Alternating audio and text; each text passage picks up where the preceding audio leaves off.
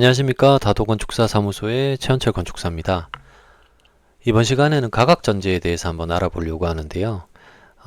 가각전제 또는 가각정리라고 하기도 합니다.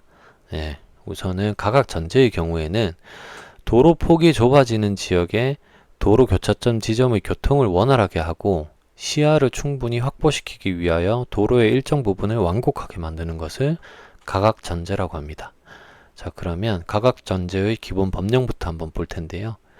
가각전제의 경우 건축법 제46조 건축선의 지정을 보시면 1항에 도로와 접한 부분에 건축물을 건축할 수 있는 선은 대지와 도로의 경계선으로 한다로 시작을 하고, 뒷부분에 도로의 모퉁이에는 대통령령으로 정하는 선을 건축선으로 한다라고 되어 있습니다.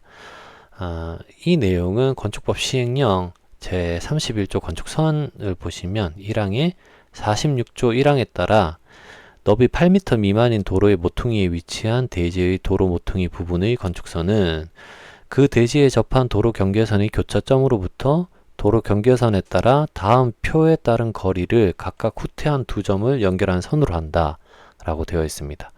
자, 그럼 표를 보시고요. 표를 보시면은 도로 교차각이 나와 있어요. 교차각은 90도 미만인 경우와 90도 이상 120도 미만인 경우가 있고요. 해당 도로 너비와 교차되는 도로의 너비가 있습니다. 이 도로의 너비들은 6m 이상 8m 미만인 도로, 4m 이상 6m 미만인 도로, 이렇게 두 가지로 구분이 되어 있고요. 이 표를 보면서 알 수 있는 거는 8m 이상의 도로일 때와 120도 이상의 교차각을 가질 때는 별도로 가각전제를 하지 않아도 된다 라고 보시면 됩니다. 도로 폭언이 예를 들어 4m다 라고 하면 4m 이상 6m 미만인 도로, 4m 이상 6m 미만인 도로, 그러니까 4m인 도로를 양쪽에 끼고 있을 경우인데요. 그렇게 된다 하더라도 120도 이상의 각도를 가지게 되면 그러면 가각전제를 하지 않아도 되겠죠. 그리고 도로 폭언이 8m 이상일 경우에도 가각전제를 하지 않아도 됩니다. 이 기준이 8m 미만으로 다 설정이 되어 있기 때문이죠. 자, 그럼 가각전제의 적용 예시를 볼 텐데요. 여기 보시면은 가각전제가 사이트 A, B, C, D 이렇게 있고 110도, 70도, 110도, 70도 이렇게 있습니다. 각 사이트별로 각도가 다르고, 그리고 각도가 다르다 하더라도 끼어있는 도로의 폭언들이 다릅니다. 6m, 6m, 여기도 6m가 되겠죠. 그리고 4m 도로 이런 식으로 되는데, 대표적으로 A 사이트하고 D 사이트를 한번 보도록 하겠습니다. 자, 그 블로그상에는 ABCD를 다 해설을 해놨는데요. ABCD까지 다 해설을 해놨는데 A하고 D 사이트만 유튜브에서는 한번 말씀드리도록 할게요. A 사이트의 경우에는 일단 각도는 110도, 6m 도로, 6m 도로를 끼고 있습니다. 자, 여기에서 우선 각도가 110도였으니까 이렇게 나누어서 90도 이상 120도 미만에 속하게 되겠죠.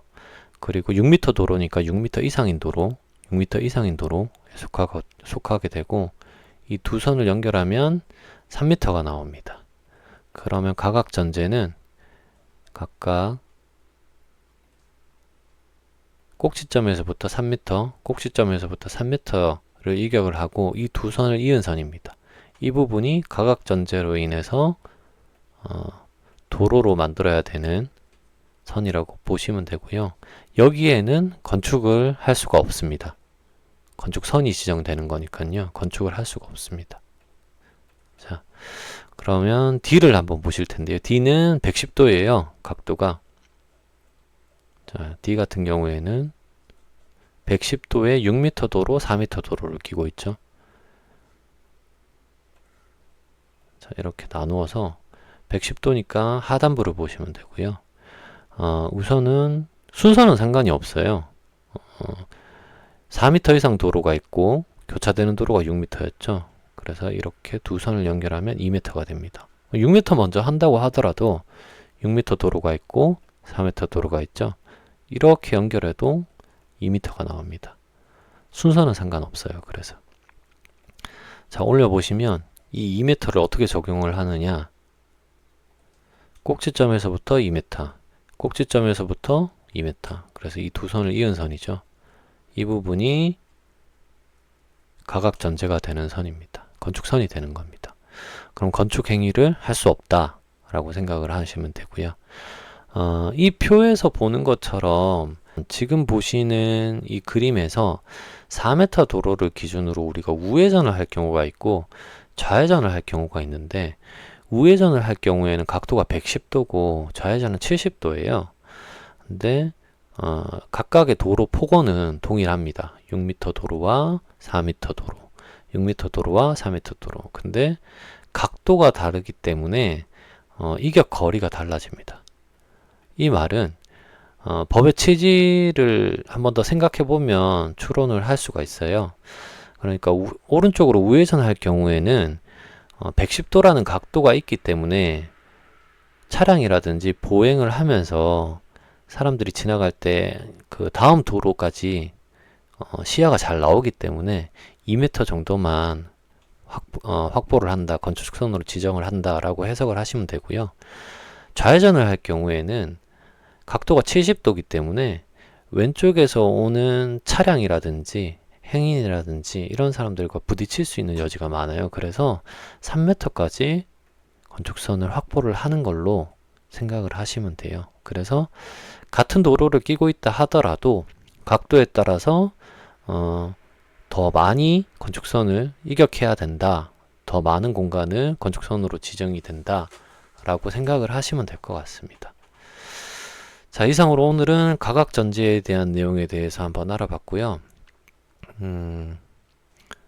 이 지금 보시면은 기존에 그 기존 건축물 매입 후에 용도 변경이나 대수선을 진행하는 경우가 있어요.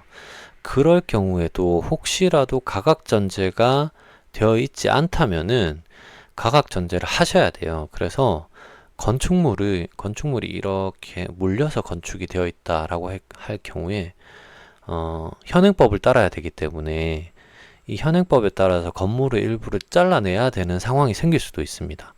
그래서 이 부분들은 건축물을 매입을 하시거나 아니면은 리모델링을 한다, 기존의 건축물 리모델링을 한다, 대수선을 한다 라고 하셨을 때도 좀 유념해서 한번 확인을 해 보시면 될 것 같아요.